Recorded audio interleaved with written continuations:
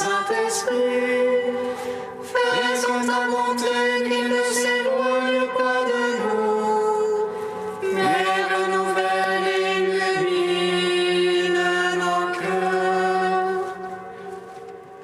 Pose sur nous ton regard, pénètre-nous de ta splendeur, que ton esprit nous fasse goûter ce qui est droit, qu'il redresse ce qui dévie et réunisse ton peuple dispersé par le péché. Car tu es venu, Seigneur Jésus, pour nous sauver en ton amour. Toi qui enduras la mort au milieu du jour, et par ta résurrection as tout rempli de gloire. Avec le Père et le Saint-Esprit, nous te louons. Éveille-toi, ô toi qui dors, relève-toi d'entre les morts, et le Christ t'illuminera. Éveille-toi, toi qui dors, relève-toi d'entre les morts, et le Christ t'illuminera. Dans la vie et dans l'amour, nous appartenons au Seigneur, car le Christ est mort et revenu à la vie, pour être le Seigneur des morts et des vivants. Éveille-toi, ô toi qui dors, relève-toi d'entre les morts, et le Christ t'illuminera. Béni soit le Père qui nous a comblés de toute bénédiction. Béni soit le Fils, en qui nous devenons des fils. Béni soit l'Esprit, qui ouvre nos cœurs à la vraie vie.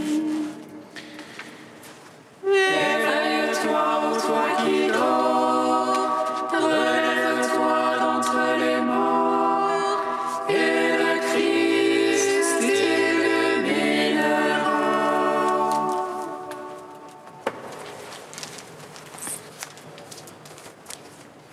Psaume 118, strophe 9. Ô mon maître, tout mon désir est devant toi. Pour toi, mon soupir n'est point caché. Ô mon maître, tout mon désir est devant toi. Pour toi, mon soupir n'est point caché. Tu as fait du bien à ton serviteur, Seigneur, selon ta parole. Apprends-moi le bon sens et le savoir, car j'ai foi dans tes ordres. Avant d'être affligé, je m'égare. Maintenant, j'observe ton message.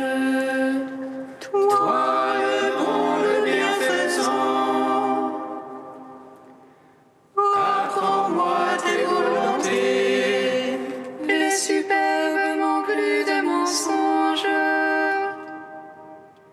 Je garde tes préceptes. Le cœur est élevé comme la graisse,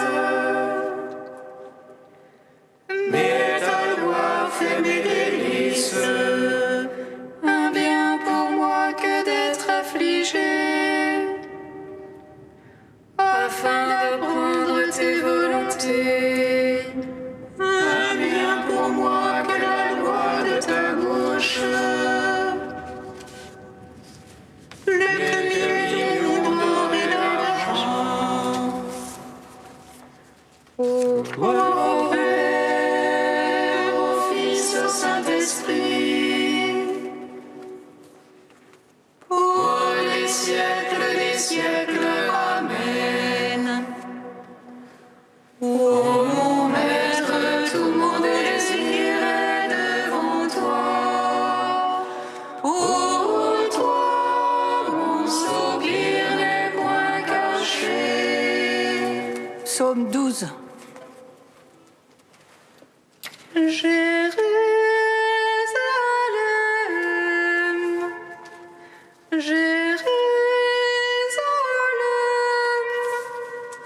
que Dieu essuie toute larmes de nos yeux. Jérusalem,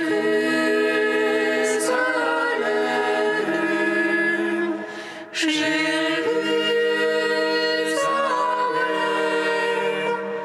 que Dieu essuie toute larme de nos yeux. Jusqu'à ce quand, Seigneur, m'oublieras-tu jusqu'à la fin? Jusqu'à ce quand, mon Dieu, me vas-tu cacher ta face? Jusqu'à ce quand mettrai-je en mon âme la révolte?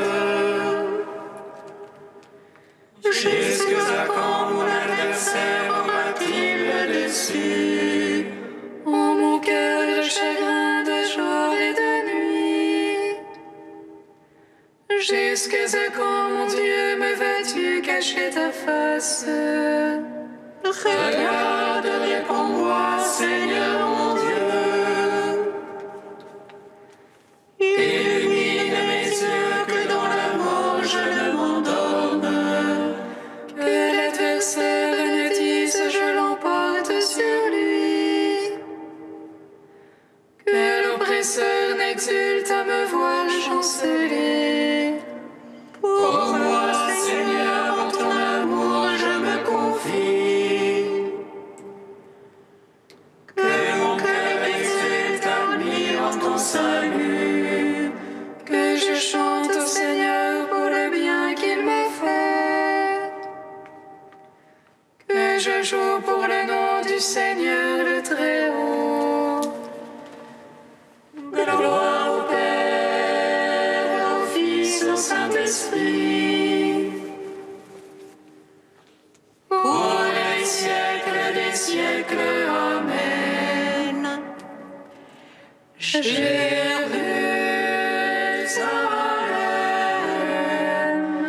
Jérusalem, que Dieu essuie toute larme de nos yeux. Psaume 13. L'insensé a dit en son cœur, non plus de Dieu. Corrompus, abominables leurs actions, non plus d'honnête homme. Des cieux, le Seigneur se penche vers les fils d'Adam, pour voir si l'on est insensé, un qui cherche Dieu. Tous ils sont dévoyés, ensemble pervertis. Non, il n'est plus d'honnête homme, non plus un seul. Ne savent-ils tous les malfaisants, ils mangent mon peuple. Voilà le pain qu'ils mangent, ils n'invoquent pas Dieu. Alors ils seront frappés d'effroi, sans cause d'effroi. Que Dieu est pour la race des justes, le Seigneur est son abri. Pour bafouer l'iniquité du petit, mais le Seigneur est son abri. Qui donnera de Sion le salut d'Israël, le Seigneur ramènera son peuple. La allégresse à Jacob et joie pour Israël. Gloire au Père, au Fils, au Saint-Esprit, pour les siècles des siècles. Amen. Jérusalem, Jérusalem, que Dieu essuie toute larme de nos yeux. Cantique de Jonas, page 329. Dans ma détresse, je crie vers le Seigneur, et lui me répond. Du ventre des enfers, j'appelle, tu écoutes ma voix. Tu m'as jeté au plus profond du cœur des mers, et le flot m'a salé. Tes ondes et tes vagues ensemble ont passé sur moi. Et je dis, me voici rejeté de devant tes yeux. Pourrais-je revoir encore ton temple saint? Les eaux m'ont assailli jusqu'à l'âme, l'abîme m'a scellé. Les algues m'enveloppent la tête, à la racine des montagnes. Je descendis au pays dont les verrous m'enfermaient pour toujours. Mais tu retires ma vie de la fosse, Seigneur mon Dieu. Quand mon âme en moi défaillait, je me souvins du Seigneur. Et ma prière parvint jusqu'à toi, dans ton temple saint. Les servants de vaines idoles perdront leur faveur, mais moi je t'offrirai des sacrifices d'action de grâce. J'accomplirai les vœux que j'ai faits, du Seigneur vient le salut. Rends gloire, Père Tout-Puissant, à son Fils Jésus-Christ le Seigneur. À l'Esprit qui habite en nos cœurs, pour les siècles des siècles. Amen.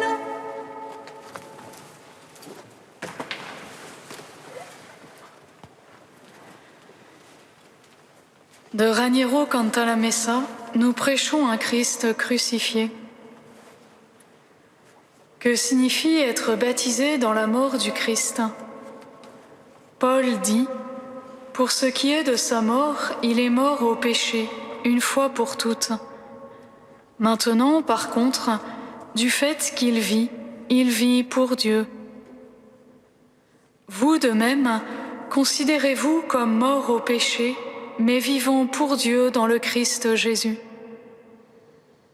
Être baptisé dans la mort du Christ signifie donc ceci: mourir au péché et vivre pour Dieu. Être mort au péché ou rompre avec le péché implique quelque chose de précis. Prendre la décision ferme, et autant que cela dépend de nous, irrévocable, de ne plus commettre de péché volontaire, spécialement tel péché auquel nous sommes encore secrètement un peu attachés. Le but et le terme ultime ne sont pas la mort, mais la vie. Mieux, le renouvellement de la vie, la résurrection, la joie, l'expérience indicible de l'amour du Père.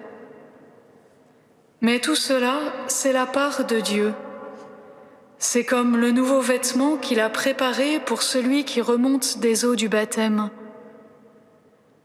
Nous devons laisser à Dieu le soin de réaliser sa propre part, sachant que sa fidélité est fondée dans les cieux. Nous devons faire notre part à nous, et elle consiste en ceci: Mourir au péché, sortir de la connivence avec le péché, de la solidarité, même tacite, avec lui. Être baptisé dans la mort du Christ, c'est entrer dans le buisson ardent, c'est traverser une agonie parce qu'il y a des purifications, de l'aridité, des croix. Mais c'est une agonie qui, au lieu de préluder à la mort, prélude à la naissance. Une agonie accouchement. Être baptisé dans sa mort, c'est entrer dans le cœur du Christ, prendre part au drame de l'amour et de la douleur de Dieu. Être baptisé dans sa mort, c'est quelque chose qui ne se décrit pas, il faut le vivre. On en sort créature nouvelle, prête à servir le royaume d'une manière nouvelle.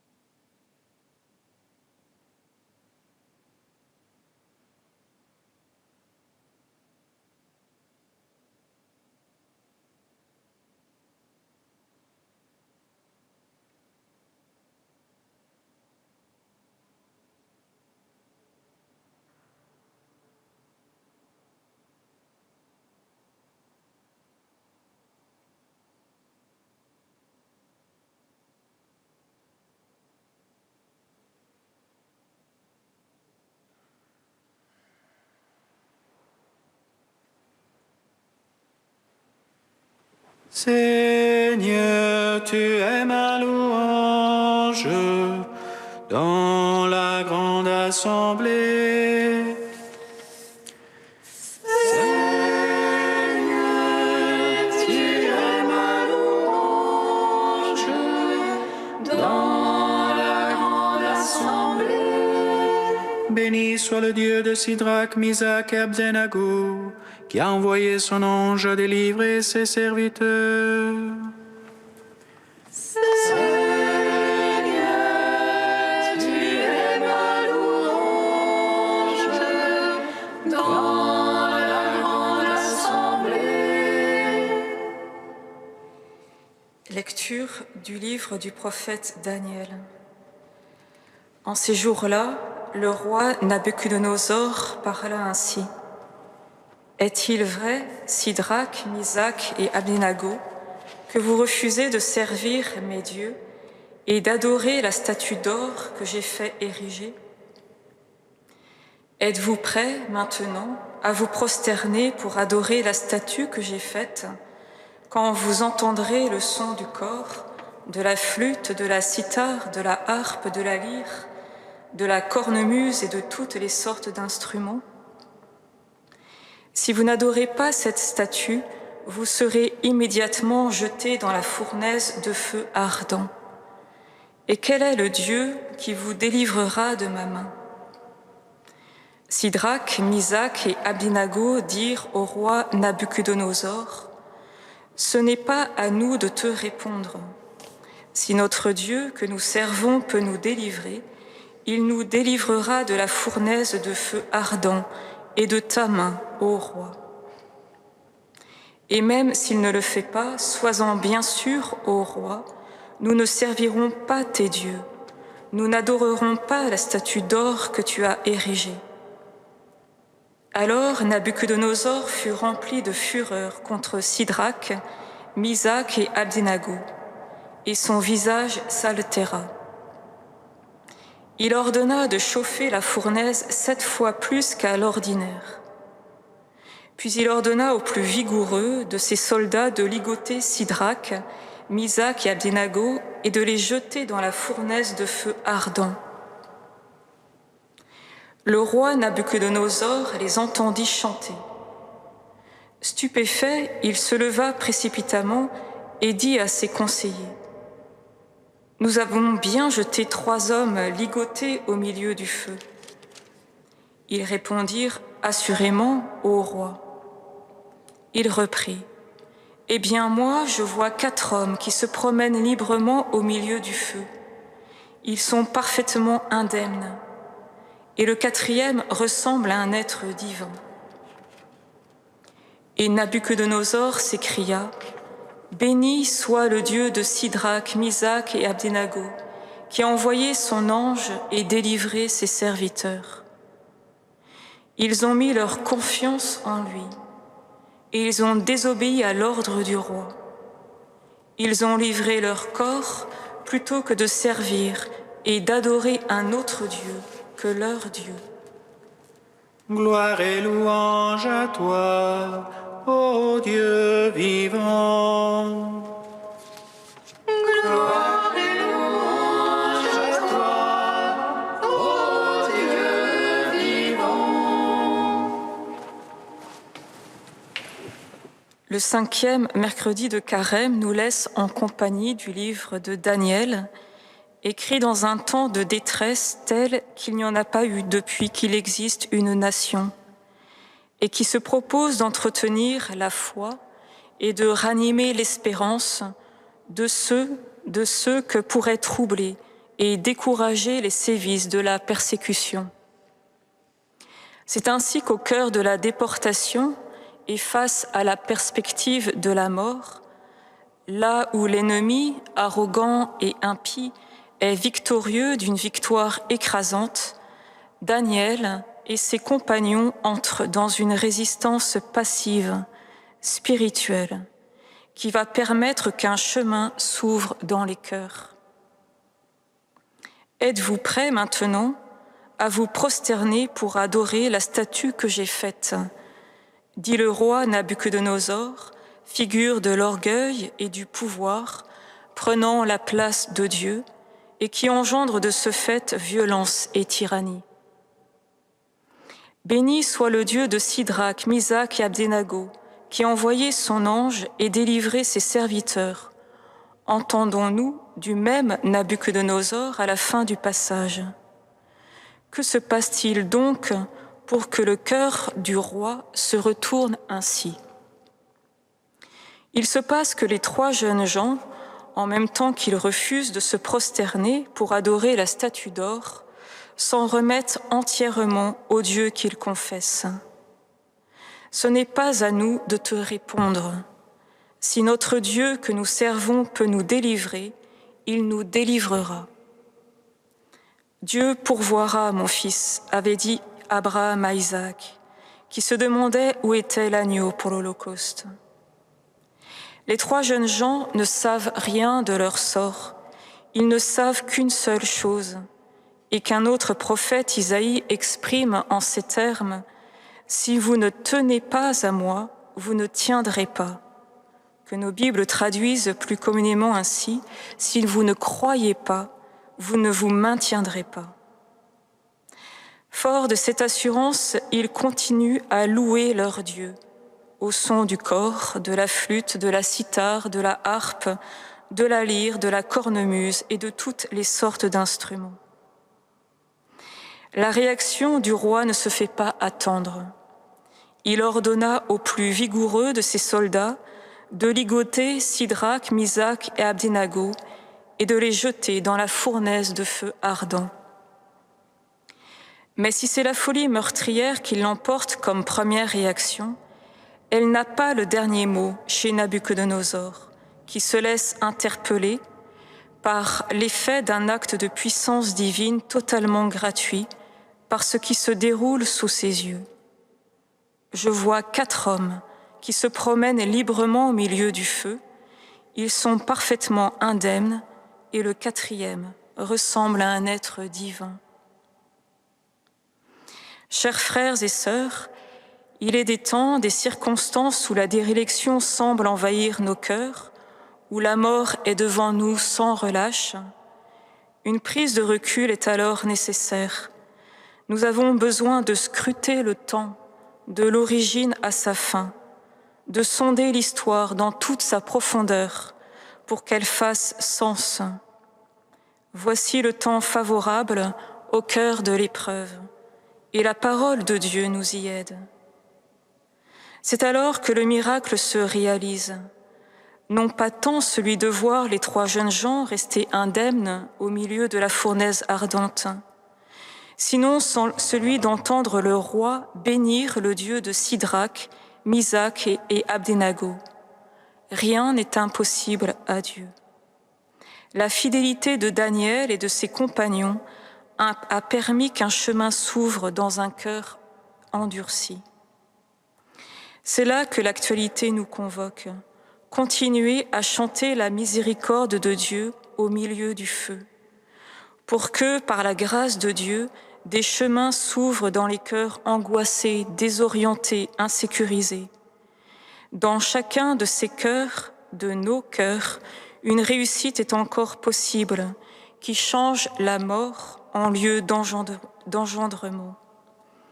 Car voici la force de Dieu, comme nous le rappelait vendredi soir le pape François. Orienter vers le bien tout ce qui nous arrive, même les choses tristes. Le Seigneur apporte la sérénité dans nos tempêtes, car avec Dieu, la vie ne meurt jamais.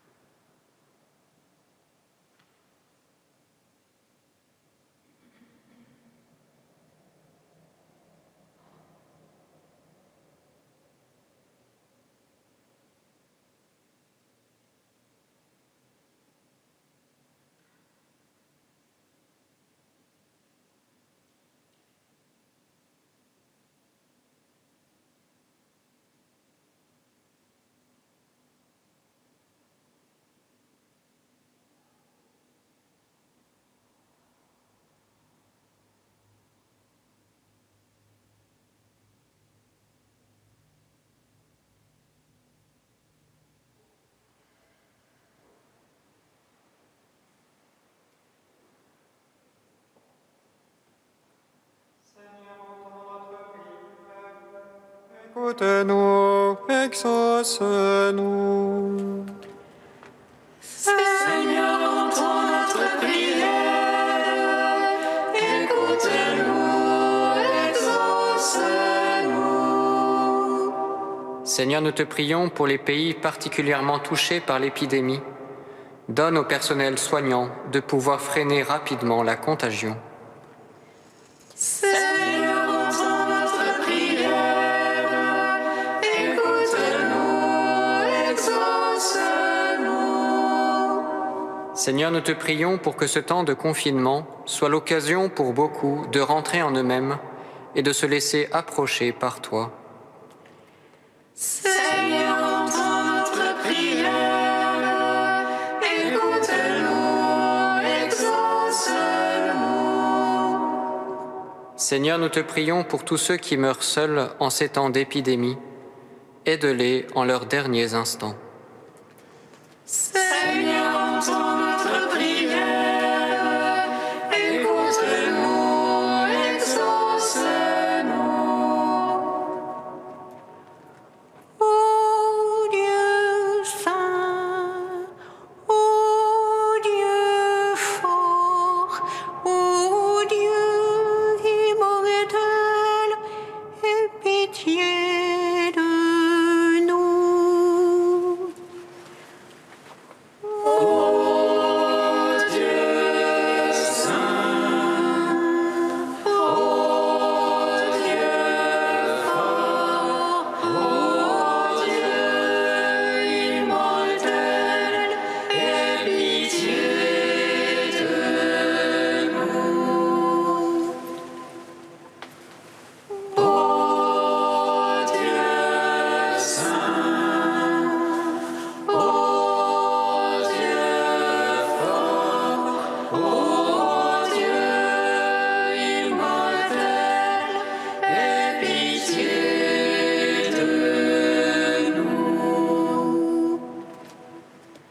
Gloire au Père et au Fils et au Saint-Esprit, maintenant et toujours et dans les siècles des siècles. Amen.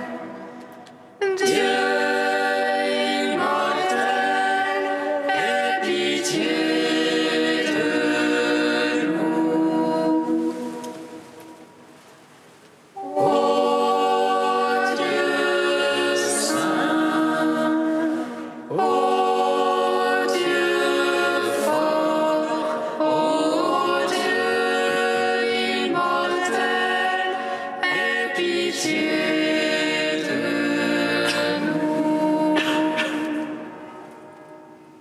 Comme nous l'avons appris du Sauveur et selon son commandement, nous osons dire: